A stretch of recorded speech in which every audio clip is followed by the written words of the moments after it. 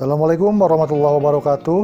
Halo para petani Indonesia dimanapun berada. Saya akan melanjutkan video yang sudah saya bikin mengenai eco farming. Hari ini ada beberapa hal yang perlu saya informasikan. Kita langsung saja, dan jangan lupa bagi yang belum subscribe, klik subscribe sekarang.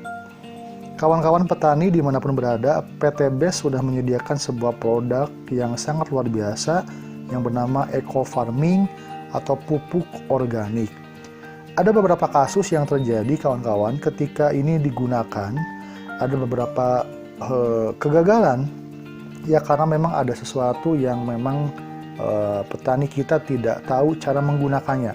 Maka video ini insya Allah akan memberikan manfaat dan mudah-mudahan petani kita bisa lebih tahu bagaimana menggunakan pupuk eco farming ya.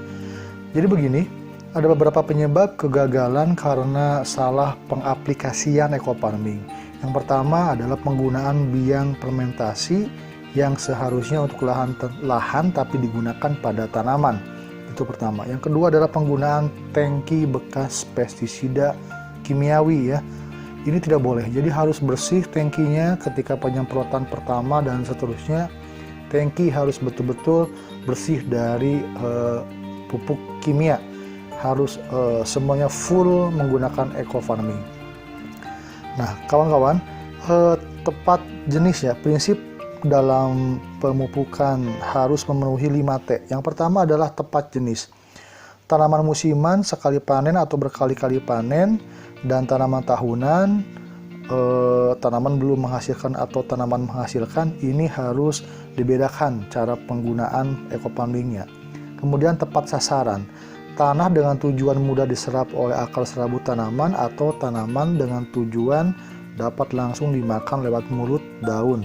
Tepat cara ya, siramkan ke tanah langsung sebelum tanam atau semprotkan ke daun tanaman sesuai jadwal aplikasi. Kemudian tepat waktu juga penggunaannya, jadwal aplikasinya ada, waktu semprotnya kapan, jam berapa, dan tepat formulasi berdasarkan jenis, luas tanaman, dan berdasarkan volume. Jadi ini penggunaan pemupukan harus harus sesuai dengan ini 5 ini, tepat jenis, tepat sasaran, dan sebagainya ya. Tidak langsung pakai. Nah, kawan-kawan petani, cara aplikasi eco farming yang benar adalah yang pertama pembiangan terlebih dahulu. Kemudian yang kedua pengenceran, dan nomor 3 penyemprotan. Bagaimana biang bisa dibuat itu adalah yang pertama, pupuk eco farming ini ditambah dengan pelarut ya, atau dengan air biasa, atau bahkan ada pengaplikasian eco farming dicampur dengan air kelapa, itu lebih bagus. Tapi saya sarankan dengan air biasa, pelarut biasa begitu. Nah, ini akan menjadi biang, dicampur kemudian ini akan menjadi biang. Nah, kemudian jenis-jenis pelarut itu ada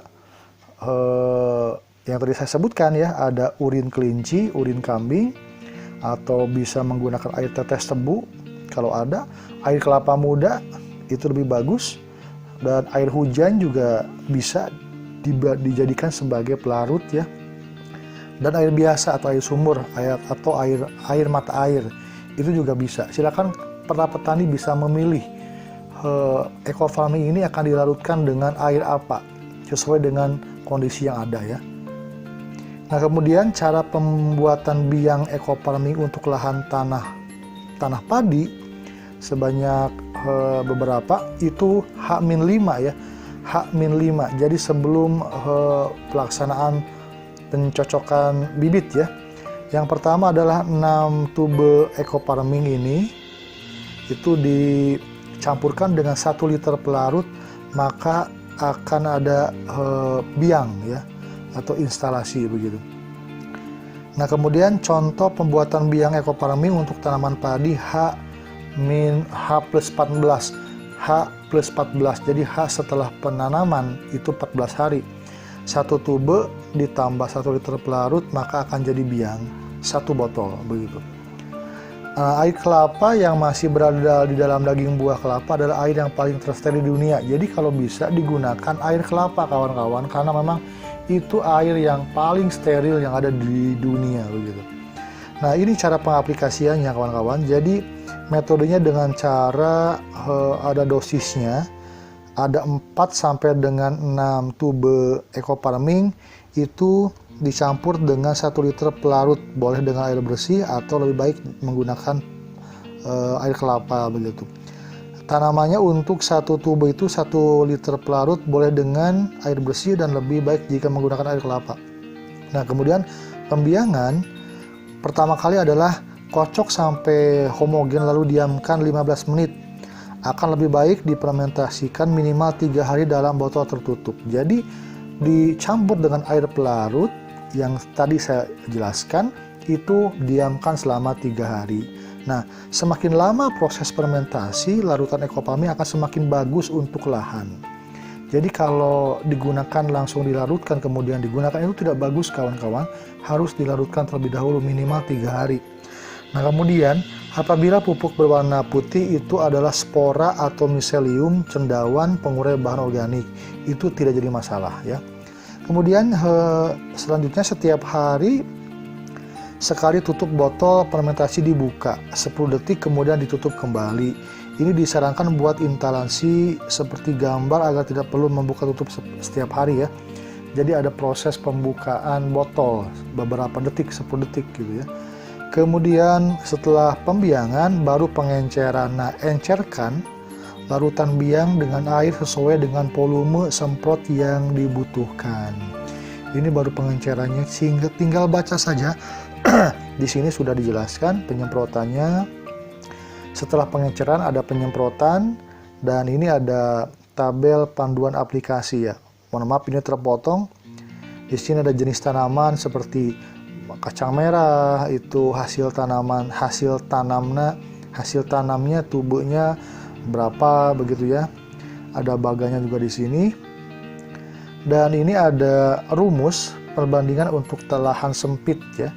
Jadi eco farming itu tidak harus dibuat biang seluruhnya. Dapat dibagi sesuai dengan kebutuhan lahan. Contoh lahan untuk yang 1 hektar itu eco farming bisa 1 tube dengan pelarut 1000 mili. Setengah hektar itu setengah tube, tidak semuanya, dan pelarutnya 500 mili. Kemudian 1/4 hektar itu hanya menggunakan 1/4 tube ya, dengan larutan 250 mili. Nah, kemudian ini ada semacam warning, ada perhatian kepada petani bahwa 1, tangki semprot harus steril, aman dari sisa pestisida, herbisida, dan insektisida kimia ya. Sebaiknya pisahkan penggunaan tangki pestisida dan kalau ada tangkinya yang bersih. Namun jika masih mau tetap menggunakan tangki yang sama, sebaiknya dibersihkan dengan air tanah dan dibilas dengan air panas untuk mensterilkan tangki ya. Jadi banyak kejadian para petani langsung campur aja, itu tidak boleh. Itu warning sekali. Yang kedua adalah aplikasi eco farming tidak boleh dicampur dengan pupuk anorganik dalam satu tempat atau waktu kecuali aplikasi biopori ya.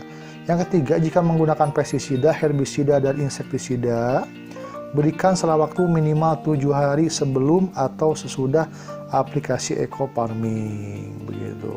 Nah, sampai di sana kawan-kawan, kita nanti akan dilanjutkan video yang part ketiga mengenai bagaimana solusi mengatasi hama dengan menggunakan produk eco farming ini. Mudah-mudahan ini ada manfaatnya dan silakan komentar untuk bertanya dan insya Allah kita akan diskusikan untuk pemakaian dari eco farming. Demikian.